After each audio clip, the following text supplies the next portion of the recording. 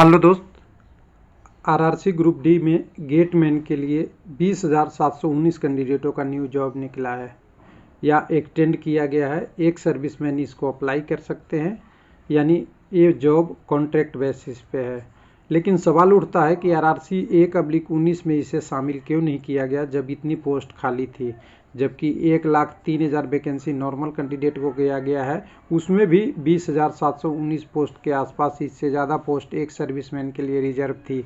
यानी टोटल अगर कहे 1,03,000 वैकेंसी टोटल, उसमें 40,000 केवल एक सर्विसमैन का हो गया रहा है। कैंडिडेट को तो समझ ही नहीं आ रहा है हो कैसे रहा है। तो चलिए पहले देखते हैं, उसके बाद समझते हैं टेक्निकलिटी क्या है यहाँ पे। तो यहाँ पे देखिए आरबी नंबर 48/2023 जारी हो गया है और ये जारी कई सारे वेबसाइट पे है। हालांकि रेलवे के वेबसाइट पे अभी ये नहीं दिख रहा है, जिसका ये नंबर में सर्च करके देखा। हालांकि ये www.railwayrule.com जो एक प्राइवेट वेबसाइट है उन पे उन्होंने डाल रखा है, तो अच्छी बात है। उन्होंने इसको आरबी को ऑफिशियल डाल रखा है, जिसमें एंगेजमेंट ऑफ एक serviceman and as gateman on contract basis. अब कॉन्ट्रैक्ट बेसिस पे होती है तो ये शॉर्ट टर्म जॉब होता है। सबसे पहले ध्यान रखिएगा, शॉर्ट टर्म जॉब होता है जिसको लाइफ टाइम नहीं लिया जा सकता।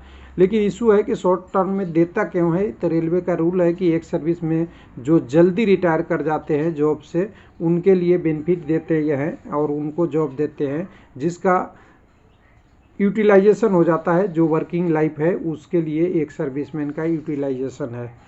अब यहाँ पे सवाल ये उठता है कि जो नए कैंडिडेट हैं उनको क्यों नहीं देंगे। तो देखिए, ये जॉब पहले 31/3/2023 तक थी, इसको बढ़ा के 30/9/2006 तक, यानी फर्दर 6 मंथ तक बढ़ाया है और 6 मंथ की जॉब ये और एक्सटेंड किया गया है।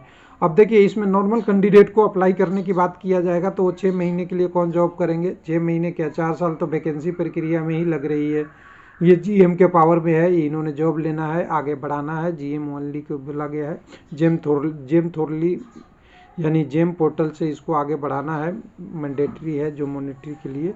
लेकिन यहाँ पे 20,719 अच्छा खासा पोस्ट है और इसकी भर्ती प्रक्रिया करने में कह सकते हैं कि पहले से जो ऑलरेडी होंगे उनको बढ़ा दिया होगा।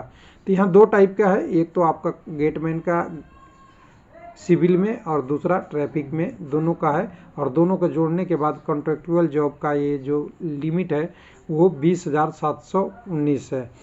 लेटर भी साइन हो चुका है, इसका हिंदी अनुवाद भी आ चुका है। संविदा के आधार पे ये जॉब है और संविदा के आधार पे इसलिए है कि गेटमैन में, अब ये समझिएगा कि गेटमैन की जॉब ऐसे क्यों दिया जा रहा है गेटमैन का। तो इसका एक पर्पस है, जैसे अगर नॉर्मल कैंडिडेट से भर्ती ले लिया जाएगा तो उन्हें 60 साल तक जॉब देना पड़ेगा। और रेलवे का प्लानिंग है कि जितने भी गेटमैन वाला जो गेट था उनको हटा के वहाँ पे फ्लाईओवर बना के या क्रॉसिंग बना के, जिससे गेटमैन की ज़रूरत लाइफ में फ्यूचर में कम पड़े, इसका ये टारगेट था। इसमें बहुत सारे एरिया में हो भी चुका है, बहुत सारा में नहीं हो चुका है, जिसके कारण से ये अभी भी इंगेज करके कांटेक्ट में लिया जा रहा है। लेकिन अगर कहें ओवरव्यू एक कैंडिडेट के नाते, एक नॉर्मल ओपन विद्यार्थी के नाते, तो 1/3 टोटल वैकेंसी, इसमें से ऑलरेडी 21,000 के आसपास 800 कुछ वैकेंसी एक सर्विसमैन के लिए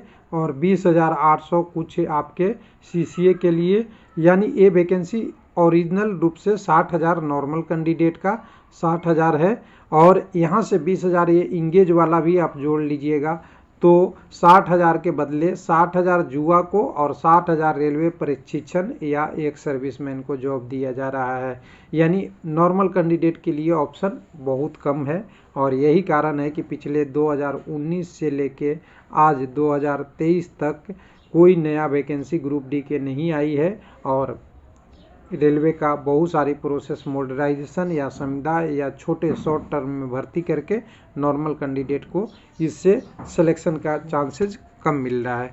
तो ये डिटेल है, जो डिटेल है उसके बारे में बात किया है। बाकी मैं इसको इस PDF को www.railwaylifelp.com के मेन पेज पे डाल दूंगा, वहाँ से आप डाउनलोड कर सकते हैं। थैंक यू, धन्यवाद।